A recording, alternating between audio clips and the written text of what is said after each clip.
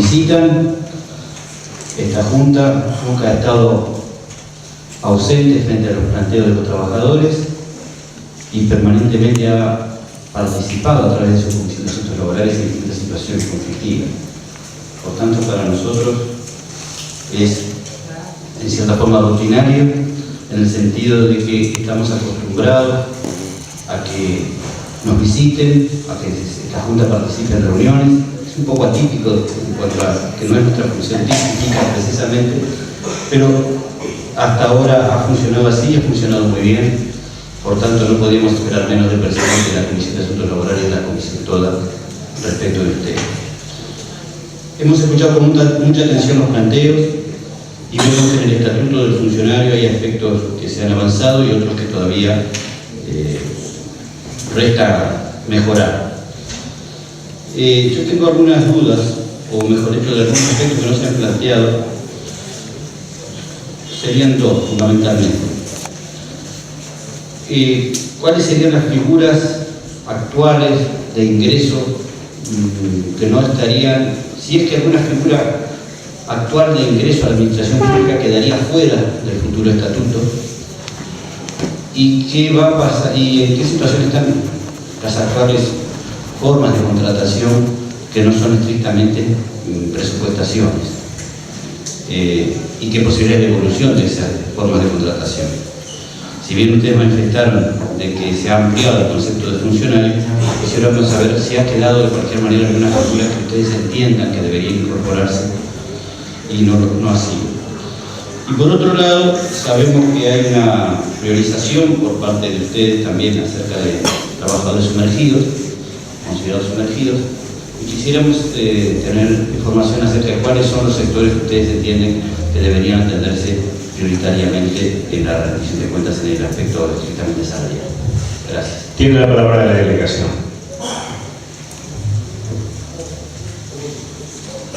Bueno, José López. En primer término, usted sabe que el Poder Ejecutivo ha establecido una nueva manera de ingreso a la función pública mediante una ventanilla única que en realidad ha tenido algunas dificultades en la implementación, sobre todo en algunos sectores donde se necesita la contratación de personal de manera más rápida y bueno, ha tenido algunas dificultades en la implementación de algunos concursos de ingreso, pero creemos que ha habido un avance en la democratización del ingreso al Estado que debería corregirse en ese sentido. Pero igual hay algunas excepciones que a nosotros nos preocupan. Hoy estamos denunciando públicamente una situación que se está dando concretamente en la aduana, donde se quieren asignar más de 70 funciones a dedo, como siempre lo hemos criticado, como la propia izquierda de nuestro país lo ha criticado, con salarios que van de 70 a 118 mil pesos y donde exclusivamente se van a designar a dedo, lo que nos parece un despropósito y un contrasentido en lo que siempre ha planteado la fuerza política que hoy está en el gobierno. Por lo tanto, en ese marco nosotros creemos que es absolutamente necesario avanzar en la democratización del ingreso al Estado mediante los concursos, pero con procedimientos que sean más rápidos que lo que hoy está en la ventanilla única. Con la segunda parte del planteo que hacía el legislador, nosotros hemos avanzado en algunos aspectos de este estatuto en la regularización de contratos precarios. Y tenemos que decirlo claramente que esos avances han sido producto no de la negociación colectiva en el marco de la ley de negociación colectiva con el Poder Ejecutivo, sino fundamentalmente por la negociación directa con los parlamentarios y en este caso básicamente con la bancada del Frente Amplio de Diputados, donde pudimos avanzar en la redacción de algunos artículos del estatuto que hoy tiene media sanción, que habilita la regularización de contratos temporales, que no es todo lo que nosotros pedíamos porque tenemos una serie importante de trabajadores que están cumpliendo una función sustantiva permanente en el Estado y que no van a ser regularizados si no logramos modificar algunos aspectos que son básicamente los trabajadores que estuvieron contratados a partir del artículo 53 de la última ley de rendición de cuentas. En ese marco, bueno, nosotros estamos tratando de convencer al cuerpo legislativo de nuestro país, ahora en la Cámara Alta, para que también esta regularización abarque a todo ese sector de trabajadores que cumplen tareas sustantivas en las diferentes oficinas del Estado, pero que no están siendo contemplados según la redacción de este artículo. Y por último, con respecto al tema salarial, bueno, ustedes saben que las inequidades a nivel de la administración central y los servicios descentralizados son muy grandes a nivel de toda la administración pública. Es más, en algunos ministerios tenemos diferencias salariales que son realmente muy grandes. En ese marco nosotros hemos tenido algún avance en lo que fue la elaboración del salario mínimo de ingreso a la función pública para 40 horas. Eso implica que un sector de trabajadores que ganaban 7, 8 mil pesos, 9 mil pesos, hoy hayan pasado a tener un salario más digno a cambio de un aumento en su carga horaria, pero que está muy lejos de ser lo que se necesita para vivir y sustentar una familia, según, si comparamos esto con la canasta básica, ni siquiera llega a la cuarta canasta básica en algunos aspectos. Entonces, en ese marco nosotros tenemos en prácticamente todos los ministerios, creo que se puede excepcionar algunos de ellos como el Ministerio de Industria y algún otro sector de algún otro ministerio, pero tenemos grandes sectores de todos los ministerios que están con salarios absolutamente sumergidos, desde el Ministerio de Salud Pública, desde ACE, hasta el propio Ministerio de Economía y Finanzas, donde hay trabajadores que están postergados, y hay que hablar los sectores obreros del Ministerio de Transporte y Obras Públicas y del propio Ministerio de Cultura, donde hay trabajadores con salarios muy sumergidos, también los trabajadores del Ministerio de Ganadería, Agricultura y Pesca. En ese marco, nosotros, si bien creemos que hay que priorizar los salarios más bajos, no nos resignamos a pelear porque todos los salarios tienen que crecer, porque en un país que ha tenido un crecimiento económico constante durante 7 años y donde el Producto Bruto Interno ha crecido en una escala realmente importante, por lo menos entenderíamos que el salario debería acompañar ese crecimiento del Producto Bruto Interno, cosa que no ha sido así. La masa salarial de los trabajadores del sector estatal en relación al Producto Bruto Interno se ha depreciado brutalmente durante estos últimos 10 años. Por eso creemos que en realidad no queremos enumerar específicamente ningún sector, y la propuesta que se está haciendo para esto es crear un fondo general de porcentual a la masa salarial, dando la posibilidad a que después se pueda discutir en cada uno de los ministerios una distribución priorizando aquellos salarios que están más sumergidos, y esa es un poco la idea que estamos planteando en el documento que sin falta la semana que viene le vamos a hacer llegar a todo este cuerpo legislador. Quedan 6 minutos, tengo 3 ediles que han pedido formular preguntas. Tal vez convenga que los 3 ediles formulen las preguntas y ustedes puedan organizar la respuesta. Tiene la palabra, los ediles anotados son Pisorno, Aprato y Moreira. Tiene la palabra Benedetti. Perdón, y de Benedetti también. 4 ediles.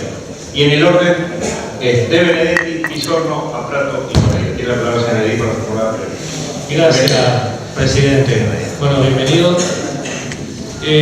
Se tocó un tema de el aporte impositivo que se hace a rentas generales por parte de la masa trabajadora. Los impuestos que más recaudan son el IVA y el IRPF. El Partido Colorado siempre estuvo en contra del IRPF por esa razón, porque iba a terminar grabando el trabajo y no el capital. Y el capital que más mueve y gana es el capital especulativo al cual le pagamos interés. Pero bueno, eso es otro tema. Una de las preguntas era la diferencia entre el aumento salarial y el Producto Bruto Interno, que casi quedó contestada en la exposición. Y la segunda que me dejó preocupado, y creo que toda la sociedad, y sobre todo la sociedad política, tenemos que madurar mucho, es en el ingreso del nuevo funcionario, para que no sea dedo y que sea de una manera un poco más prolija. Y ahí va la pregunta: ¿cómo sería la manera de ver de ustedes la mejor manera para cubrir vacantes que se necesiten en el gobierno? Nada más, muchas gracias. Guisorno. Gracias, señor presidente. Justamente, más o menos sobre lo mismo que el edil que acaba de hablar, les quería preguntar si, hablando con el Ejecutivo, les dio alguna razón de por qué esta designación a dedo de tanta gente con sueldos grandes mientras hace recortes para el resto de los trabajadores. Muchas gracias. Tiene la palabra Seguridad Prat. Gracias, señor presidente. Quería preguntar si los trabajadores consideran que el proyecto de ley es más restrictivo que el decreto 500/91. En segundo término, si entienden que hubo maquillaje en el año 2012 en los índices con que se llegó a que en 2013 haya un solo aumento para los funcionarios. Y tercero, si los cargos de confianza donde se van 170 millones de dólares perturban la carrera funcional de los funcionarios de carrera. Gracias, señor presidente. Tiene la palabra señora Moreira. Gracias, señor presidente. Primero que nada, darle la bienvenida en esta junta. Soy una edil que vengo del interior del departamento Paysandú y muchas veces allá a estas caras la vemos por la televisión. Nosotros pertenecemos al trabajador de la salud. Les agradezco que realmente puedan luchar por todo lo que significa el trabajo en la salud, sobre todo en el interior, en nuestro interior, que a veces decimos olvidado, pero que damos bastante mano a nuestros usuarios para que sean mejor tratados. Mi pregunta en concreto es, por ejemplo, trabajadores del interior de la salud, que muchas veces lo que nosotros percibimos, el dinero, es por las 36 horas diarias que trabajamos.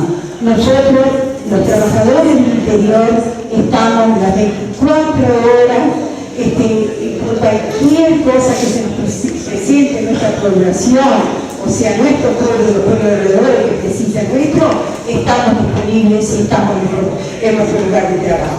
Preguntamos por el ingreso y si puede ser que ustedes lo consideren, que nosotros viajamos permanentemente en ambulancia, pero jamás nosotros solo percibimos lo que corresponde a nuestras horas de trabajo. Muchísimas gracias por esta Tiene la palabra la delegación. Pablo Cabrera. Obviamente las 4 preguntas tienen un hilo conductor y bastante claro. ¿Cómo cubrir las vacantes? Primero hay que analizar justamente lo que ha sido un debate de COFE durante mucho tiempo y es revisar qué Estado queremos y cuáles son los roles que le estamos pidiendo al Estado. Porque para pensar en ingreso nuevo tengo que saber qué es realmente lo que necesito y en base a lo que necesito, cómo lo voy a cubrir. Pero para nosotros un debate que también va en paralelo y es sustancial, es que cada función permanente dentro del Estado debe ser garantizada a través de un presupuesto nacional. Nosotros no aceptamos que se sigan ingresando por modalidades que no estén avaladas justamente para ese funcionario por un presupuesto, porque le da garantías y da responsabilidades, da derechos y da también garantía a la propia población de cuál es ese funcionario, ese trabajador, esa trabajadora, detrás de una función que se entienda necesaria dentro del Estado.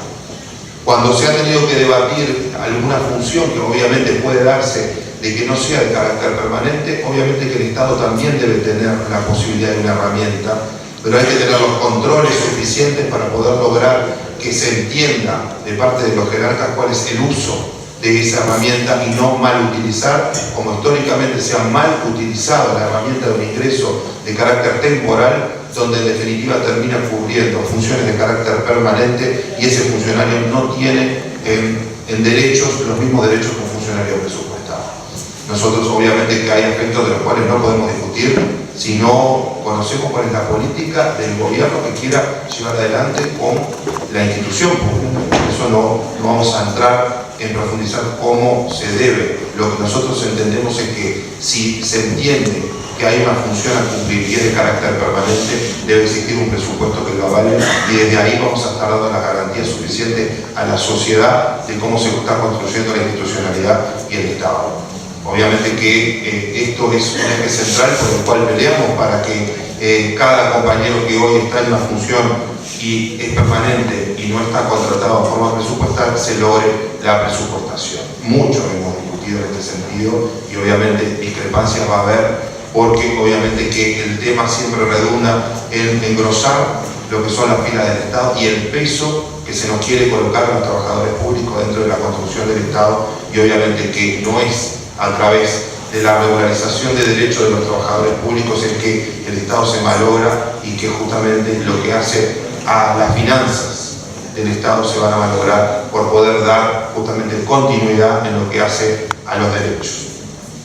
En cuanto al decreto 500, nosotros entendemos que sí es mucho más abarcativo y da mayores posibilidades que lo que es el planteo actual que tiene el estatuto.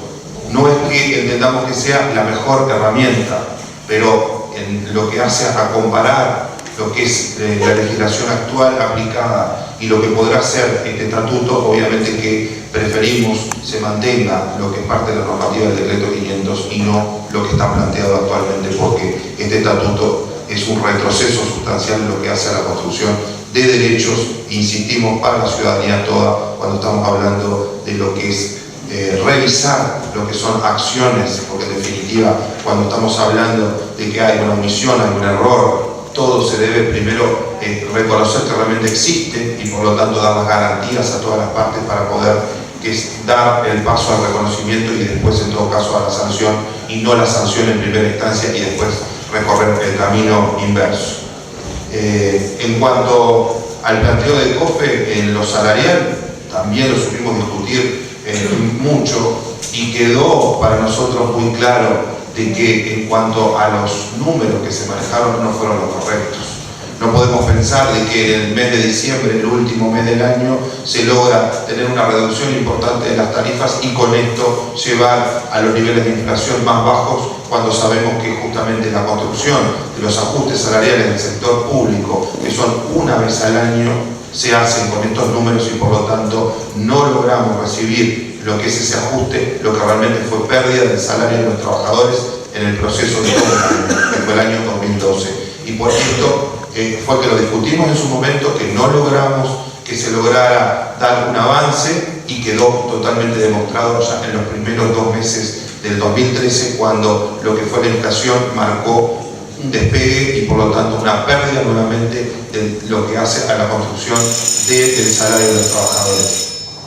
Si me permite rápidamente las dos partes finales, en el tema de la salud, estamos más que comprometidos, peleamos históricamente por una construcción de un modelo diferente, que el sistema de salud sea diferente y vaya a ser que reconocer que el interior profundo necesita justamente de recursos, que necesita que se le reconozca a quien hoy, día a día, está dando muchísimo, porque también estamos corriendo con una carrera que no es menor, que es la del propio Poder Judicial, donde los jueces con mucha rapidez mandatan a los trabajadores que están en el medio rural a tener que contemplar una realidad los 365 días del año, cuando se les da un salario nada más que por las 36 horas semanales que por contrato deberían percibir. Obviamente que estamos hablando de derechos y estamos hablando de una distancia abismal entre lo que se debería tener y lo que actualmente tiene hoy la sociedad.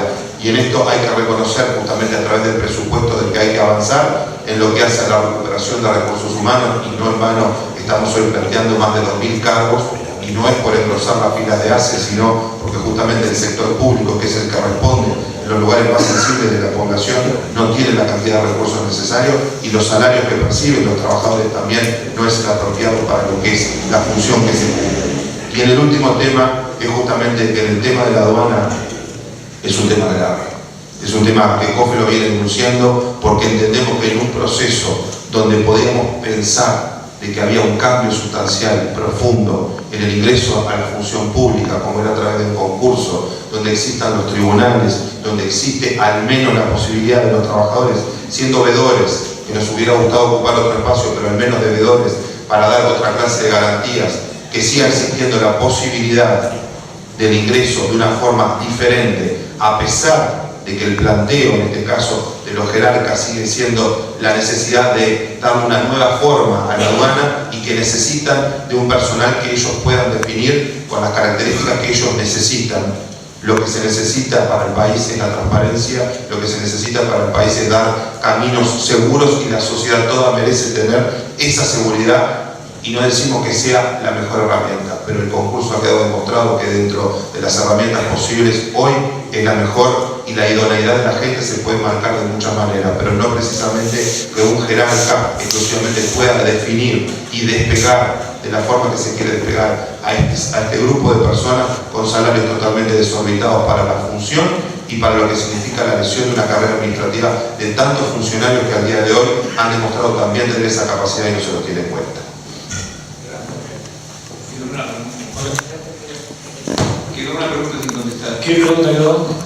Si los cargos de confianza donde se van 170 millones de dólares perturban la carrera funcional de los funcionarios de carrera. Tiene razón, dame un minuto para tratar de ser breve porque estamos fuera de tiempo. Pero... Para nosotros de la misma manera, lo que hace a los cargos de confianza, dos partes. Una, que obviamente cada poder ejecutivo tiene la potestad de definir con quién se quiere rodear para llevar adelante una función política. Ahora hay que revisar justamente que si estamos teniendo magros salarios para el conjunto de los trabajadores, para aquellos que han demostrado a través de su idoneidad y experiencia poder llevar una carrera adelante que no es reconocida y no hay una construcción de salario, obviamente que el peso de los salarios que se están hoy pagando para lo que son figuras políticas va en detrimento de una carrera y de lo que hace la construcción del salario del resto de los trabajadores. Muy bien, muchas gracias.